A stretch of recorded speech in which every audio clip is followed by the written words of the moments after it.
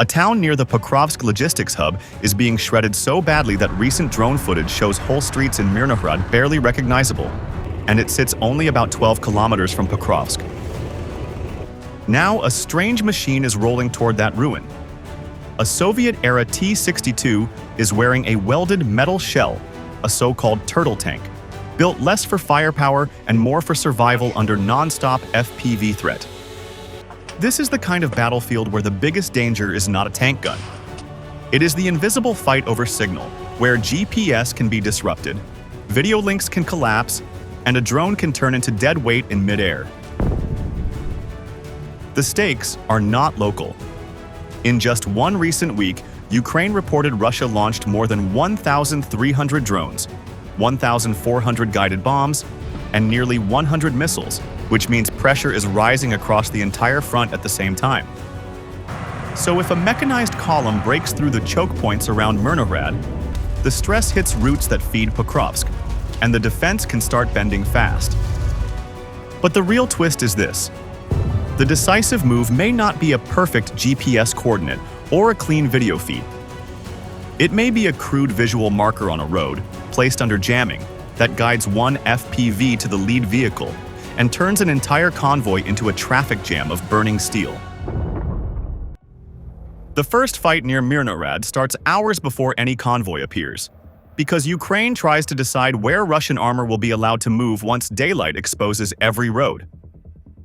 In the dark, combat engineers work with quiet tools and short gestures, and the goal is simple: make the obvious route look dangerous, and make the alternative route look safe enough to tempt a commander under pressure.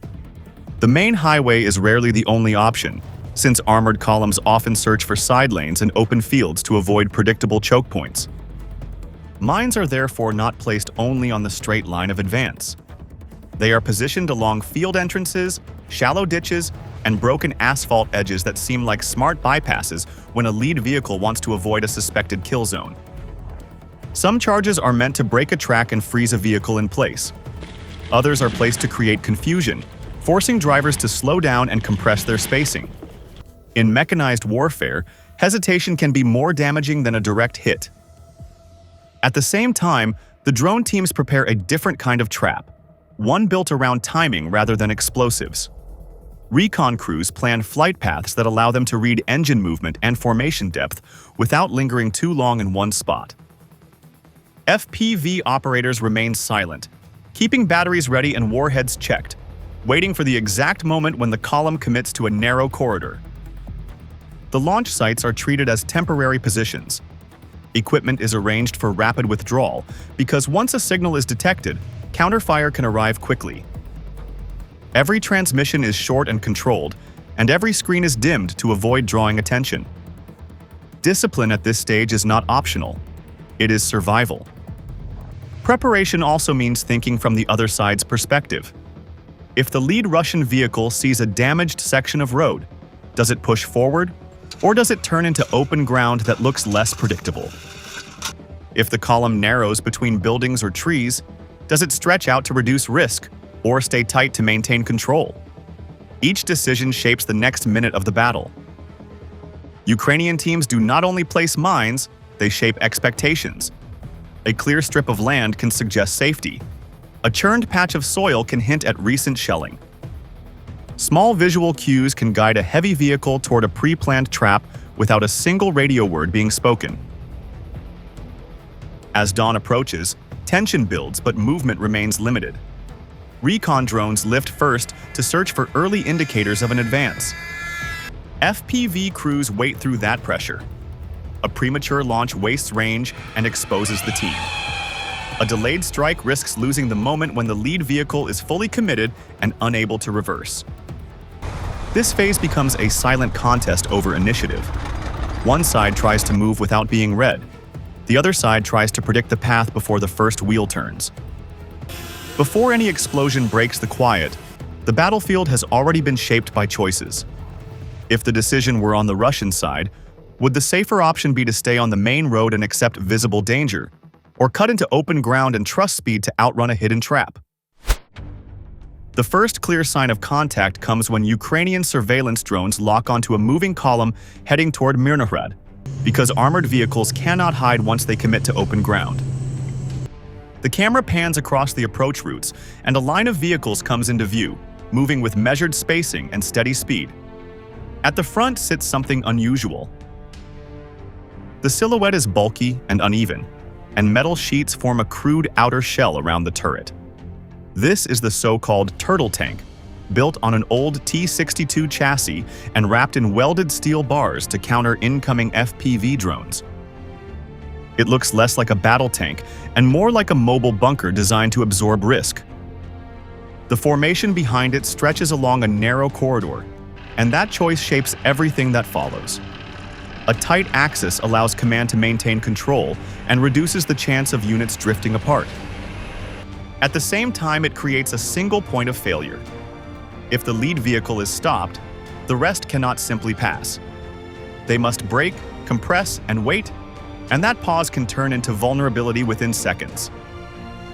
From above, the column resembles a chain, and the first link carries the greatest burden. The lead tank selects turns, sets pace, and judges obstacles. Every machine behind mirrors its decisions. A miscalculation at the front does not remain isolated. It spreads backward through the formation and forces crews to react under pressure rather than follow a plan. Ukrainian operators understand that breaking the first link can stall the entire push without firing at every vehicle. The turtle tank itself reveals the trade-off the Russian side has accepted. The welded cage alters the angles of approach for drones and can detonate a shaped charge before it reaches critical armor. The extra layers may reduce penetration and give the crew a chance to keep rolling. That is the goal. Survive the initial wave long enough to reach the next block of buildings or a defensive line that offers cover. However, added protection narrows visibility and limits flexibility.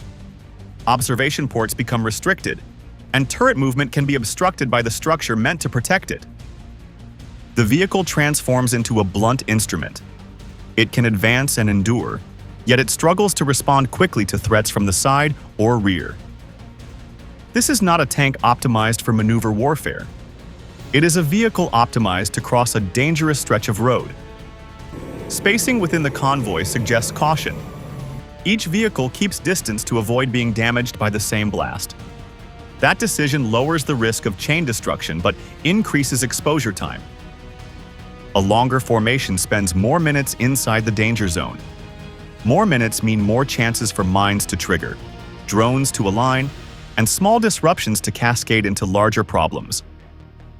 As the drone feed remains steady, the convoy continues forward, now fully visible and committed to its chosen path. There is no sudden explosion yet, no visible strike. Instead, there is tension built around a simple question. Can the lead machine maintain movement once the first disruption occurs? The moment the turtle tank appears on screen, the battle shifts from preparation to confrontation, and everything now depends on whether that armored shell can keep the road open long enough for the rest to follow. The battle shifts the moment Russian electronic warfare turns on, because a moving convoy is dangerous, but a convoy that can blind drones is far worse. As the lead vehicles push deeper toward Myrnohrad, the first change is not seen on the ground.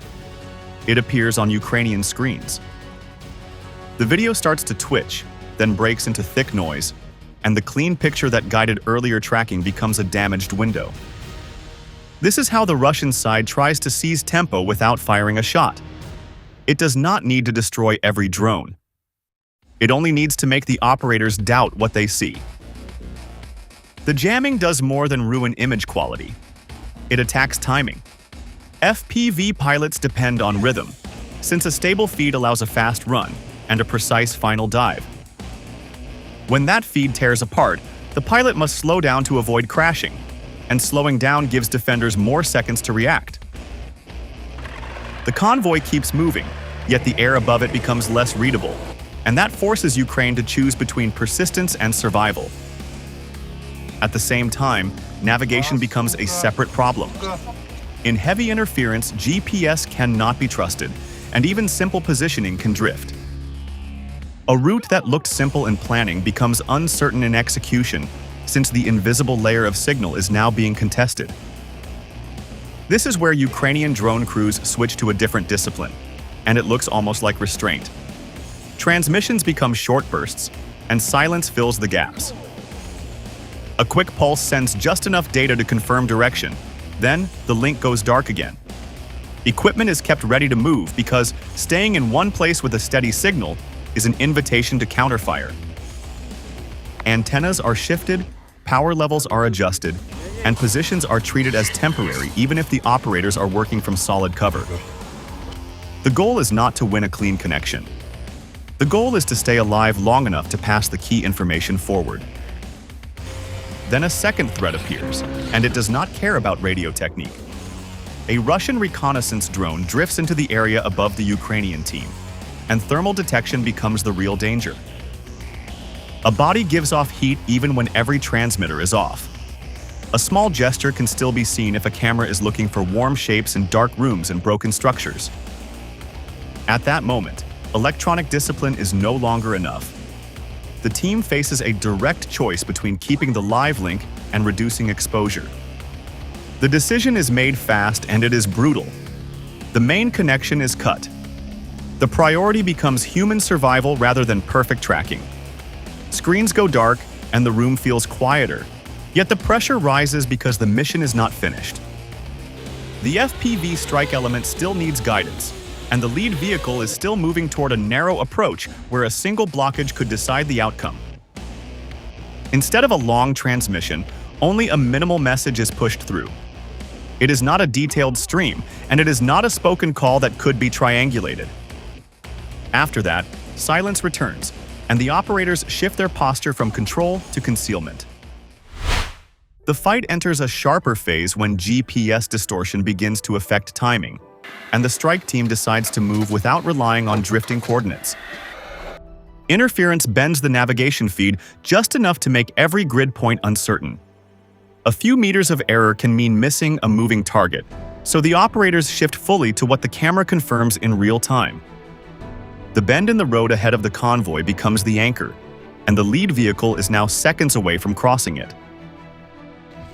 The FPV launches low and accelerates along the right side of the pavement. The pilot aligns the drone with the edge of the asphalt and a row of trees that frame the corridor. The turtle tank moves steadily toward the curve, its metal cage reflecting light as it clears minor debris. Distance closes quickly.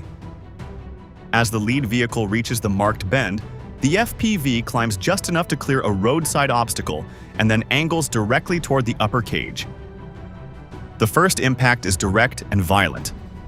The warhead detonates against the welded bars above the turret, sending fragments outward and lifting smoke into the air. The explosion shakes the tank and forces it to slow, but it does not stop. The cage absorbs much of the blast, and the detonation occurs outside the main armor. Flames flicker along the outer shell, yet the engine continues to push the vehicle forward. The convoy behind tightens formation as drivers react to the sudden strike. There is no delay between attacks. A second FPV is already airborne and approaching from a slightly offset angle.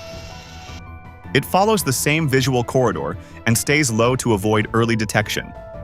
Small arms fire begins from infantry riding behind the cage, and tracers cut across the approach path. The second drone adjusts mid-flight and targets the rear section of the turtle tank where vents and structural gaps are visible beneath the outer frame. It dives and detonates near the back of the turret ring. The blast punches through the cage and sends a brighter flash across the rear deck. Smoke thickens and sparks spray from the damaged structure. For a moment, the tank lurches as if it may stall. The outer shell is twisted, and part of the welded frame hangs loose from the upper section. Yet the vehicle does not collapse. It slows but keeps rolling, dragging fire and debris behind it. The convoy remains in motion, though now compressed and tense. 2 direct hits have landed in less than a minute, and the lead machine is scarred and burning but still alive. At this point, the question shifts from whether it can be struck to whether it can survive another pass. The final phase unfolds along a narrow strip that runs beside a dense forest edge, and once the lead vehicle weakens, the entire column begins to feel the pressure of being trapped in a single lane. The turtle tank is already burning from earlier impacts, and thick smoke trails behind it as it struggles forward. The welded cage is twisted and blackened, and flames flicker through gaps in the metal grid. The engine still pushes, but the speed drops further with every meter. What was once a steady advance now looks like a machine fighting to stay alive. The driver attempts to maintain motion because stopping on that road would mean disaster. Yet the damage is cumulative. Internal systems begin to fail, and the vehicle lurches unevenly. Behind it, the next tanks reduce distance, unsure whether to overtake or hold position. There is no shoulder to move into and no safe gap in the trees wide enough for a heavy vehicle to escape through. Then a fourth FPV enters the frame, flying extremely low along the forest line to avoid early detection. It approaches from a slight rear angle, using the smoke column as partial concealment. The pilot sees the weakened rear deck and commits immediately. The drone accelerates and slams directly into the damaged engine compartment. The detonation is deeper and more violent than before. A bright flash erupts inside the rear hull, followed by a secondary blast that blows debris outward through the bent cage. The turtle tank jerks forward once, then grinds to a complete stop. Fire now pours from the back of the vehicle, and thick black smoke rises high above the treetops. The road is fully blocked by a burning wreck that no other tank can push aside quickly. The lead vehicle, built to survive drones, has become a barrier for its own formation. Chaos spreads down the column. Drivers brake hard and engines roar as crews try to create space. The second vehicle in line hesitates too long, and an FPV dives onto it within seconds. The explosion damages its turret ring and external optics, forcing the crew to shut hatches and halt movement. A third drone strikes a tank further back, hitting near the side armor just above the tracks. The blast damages mobility, and the vehicle veers slightly, narrowing the lane even more. Another FPV attacks an armored vehicle closer to the forest edge, detonating near its rear section and igniting fuel. Flames spread quickly, and that vehicle also stops, adding to the congestion. Russian infantry react under extreme pressure. Some soldiers fire personal weapons into the sky, aiming at the buzzing shapes above the smoke. Tracers streak upward in desperate arcs. Others jump from their vehicles and run toward the tree line, seeking cover among trunks and brush, abandoning exposed positions on top of armor. Russian interceptor drones that were launched earlier circle back into the area, attempting to locate and ram Ukrainian aircraft. The sky becomes crowded and chaotic, filled with smoke, drifting debris, and fast-moving drones crossing paths. Electronic warfare teams attempt to boost jamming once more, flooding the spectrum with interference in an effort to break control links. Screens flicker and signals degrade, but several Ukrainian drones have already completed their runs.